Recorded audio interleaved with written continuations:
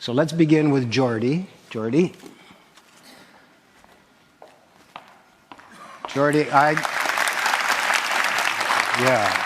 don't understand much about quantum computing except that it's supposed to be the next big thing in power and in speed, and that you are the only company in the world now actually making one. Well, hopefully after this 17 minutes, you'll understand what they are and be excited about what you might be able to use them for. These are really big deals. They come in at about $15 or $20 million a piece. Something like that. And have been bought by major American research and corporations. That's right, correct. All right, Geordie. Thank you. Bye, everybody.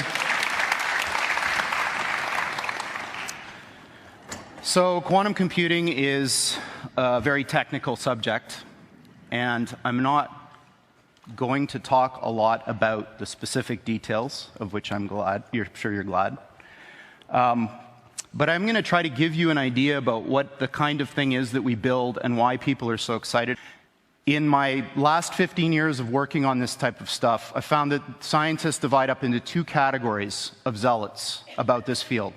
The first half are people who are absolutely entranced by the physics of these things.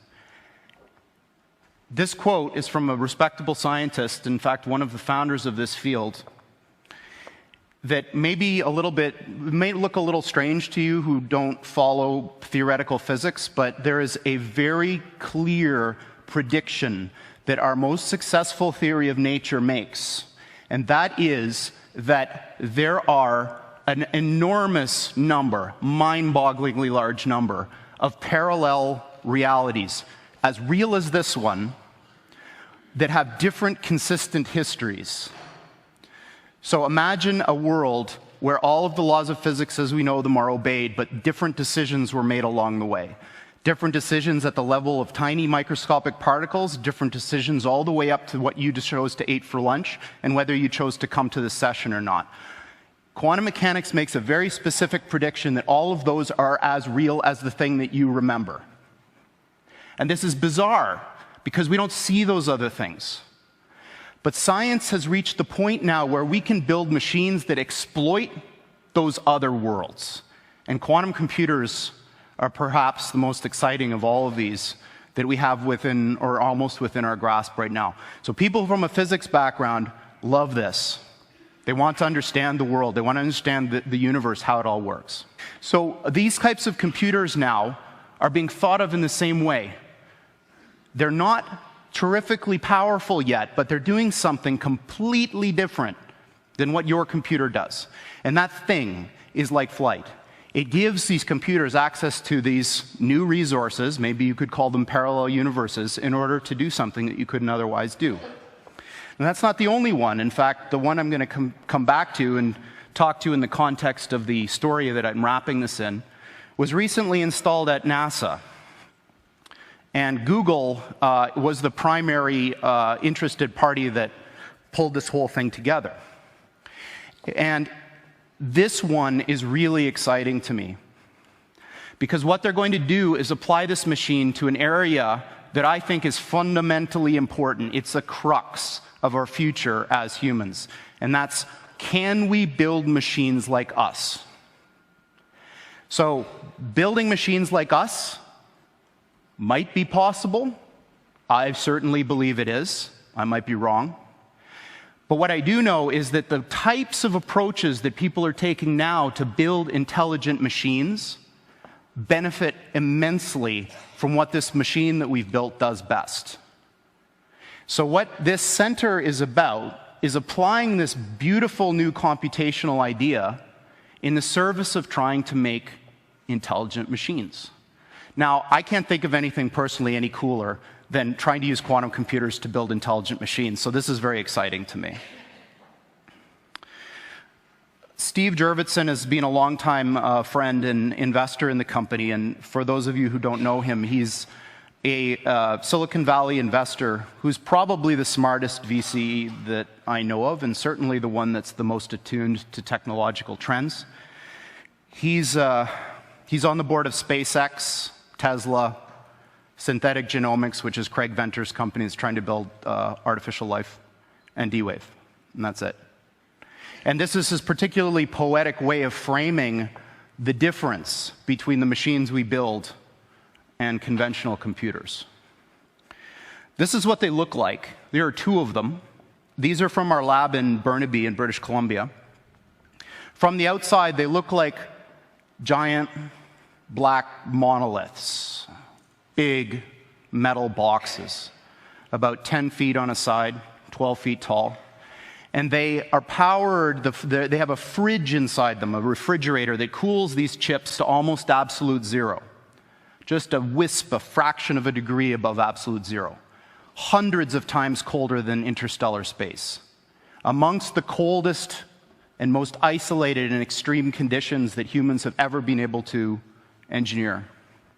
These fridges, interestingly enough, which are called pulse tube dilution refrigerators, have a thing called a pulse tube, which emits a sound roughly once per second, which sounds eerily like a heartbeat.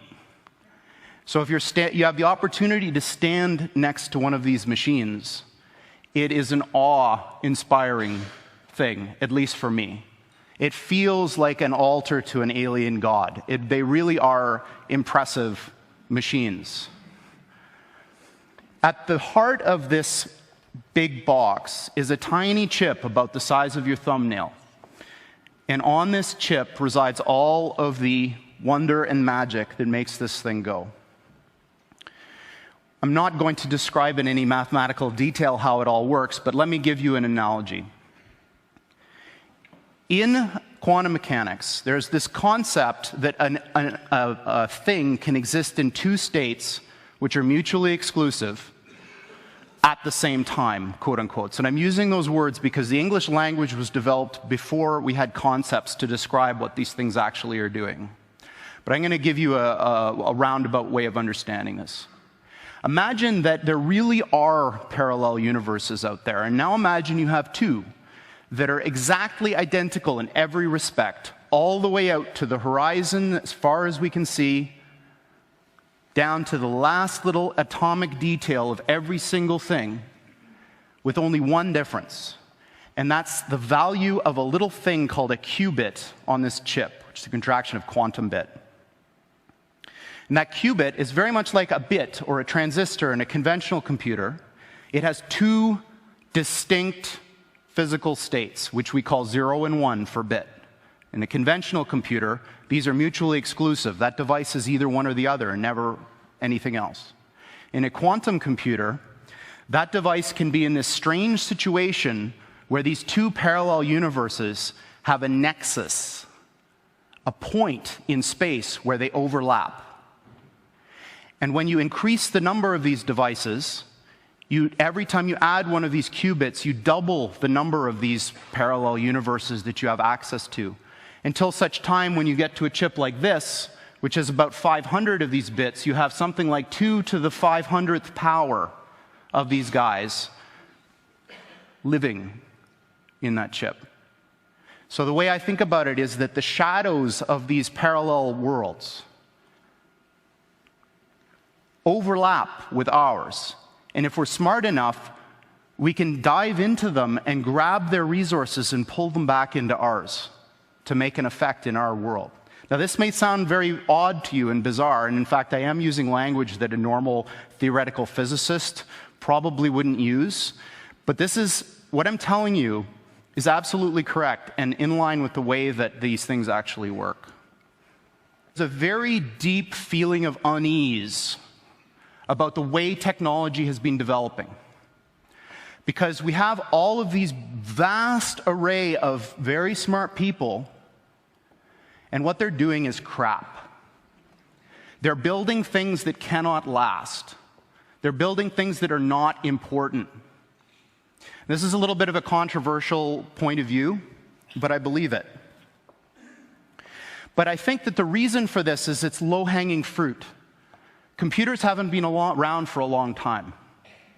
And I think that what's going to happen is that as people get more comfortable with computers, the attention will turn from the Twitters and the Facebooks to very important things. So here's my first prediction. I'm going to predict that by 5 years, NASA will have found an Earth-like planet with Earth-like atmosphere and water on it, and serious people will start discussing how we get there. And by the way, they're going to use one of our machines to help do this.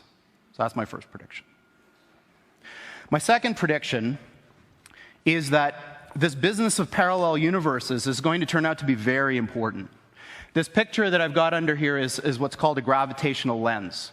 When Einstein proposed his general theory of relativity, it came with a bunch of experiments that you could use to test it. And one of them was that if there was a point of light very far away and a galaxy in the middle, that galaxy should bend the light and you should see a ring. And this was eventually observed. And I think what's going to happen is somebody is going to come up with an experiment to test this reality of these things. And we're going to be able to do so.